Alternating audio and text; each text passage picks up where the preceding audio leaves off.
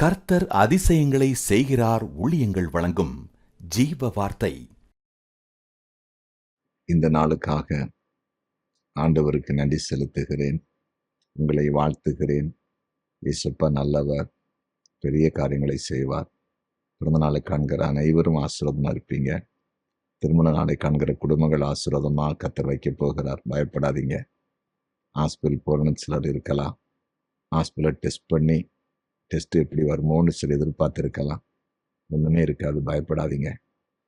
அறுவை சிகிச்சைக்கு முன்குறித்த நோய்கள் எல்லாம் இல்லாமல் விலகி போயிடும். ஆண்டவர் அதிசயத்தை செய்ய போகிறார். பயப்படாதீங்க. பெரிய காரியத்தை ஆண்டவர் செய்வார். இந்த நாளில் ஒரு அதிசயம் நடக்கும். இந்த நாளுக்கான ஜீவார்த்தை வாசிக்க கேட்போமா?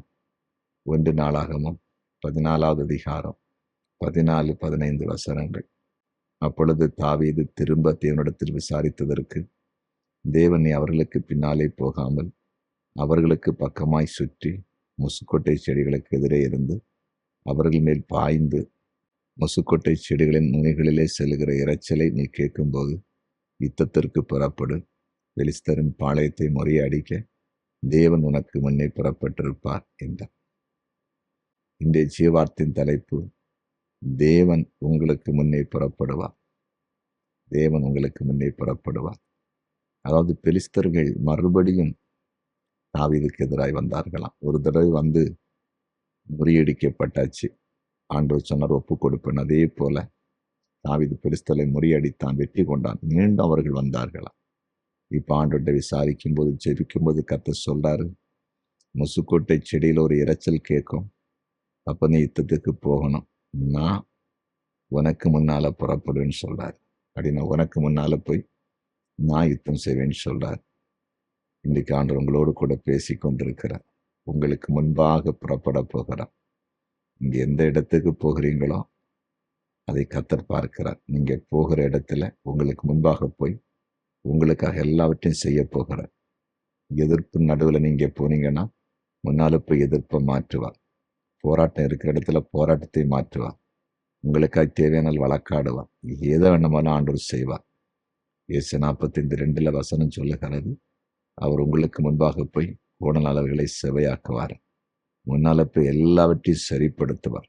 மோசே ஆண்டவரிடத்துல கேட்கும்போது, ஆண்டவரே உங்களுடைய சமூகம் எங்களுக்கு முன்பாக போகணும் அப்படின்னு கேட்டதை யாத்திரா புஸ்தகத்தில் வாசிக்கிறான்னு சொன்னார், என் சமூகம் உனக்கு முன்பாக போகும். ஆம், ஆண்டவர் உங்களுக்கு முன்பாக போக போகிறார். இன்றைக்கு நீங்க போகிற இடத்துல எல்லாம் ஏசப்பா உங்க முன்னாலேயே போவார்.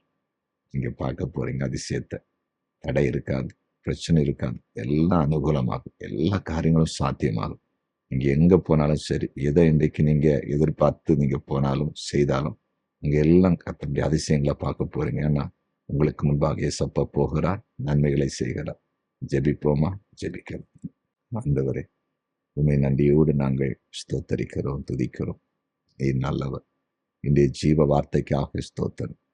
ஆண்டவர், எப்படி தாவீது பெலிஸ்தர்களுக்குறமா யுத்தத்துக்கு போகும்போது நான் முன்பாக புறப்பட்டு போவேன்னு சொன்னீர், அதே போல எல்லாருடைய வாழ்க்கையை நீங்க அற்புதம் செய்திருங்க. நீங்க முன்னாலே புறப்பட்டு போங்க, அதிசயங்களை காண பண்ணுங்க, வெற்றியை கொடுங்க, அற்புதத்தை செய்யுங்க. நன்றி. இந்த நாளில் வியாதிப்பட்டவர்களை ஆண்டவர் தொட்டு சுகமாக்கும்படியாய் ஜெபிக்கிறேன். ஆண்டவரே, பிசாசின் போராட்டங்கள் விலகட்டும், சாப கட்டுகள் உடைந்து தெரிக்கட்டும், சமாதானம் எல்லாருடைய வாழ்க்கையிலும் உண்டாகட்டும். பிள்ளைகள் எடுக்கிற அத்தனை முயற்சியும் வாய்க்கட்டும். நமக்கு சாட்சியா எல்லாரும் எழும்பட்டும். நமக்கு சாட்சியா எல்லாரும் எழும்பட்டும். ஆண்டவர் எங்களுக்கு நன்மை செய்தார் என்று எல்லாரும் சாட்சி எழும்பட்டும். நீர் அப்படி செய்கிறதற்காய் நன்றி. விசேஷமாய் கர்த்தருக்கு ஊழியம் செய்கிற தேவ ஊழியர்களுக்காக ஜெபிக்கிறேன். நெருக்கங்கள், போராட்டங்கள், உபத்திரங்கள் எல்லாம் விலகட்டும்.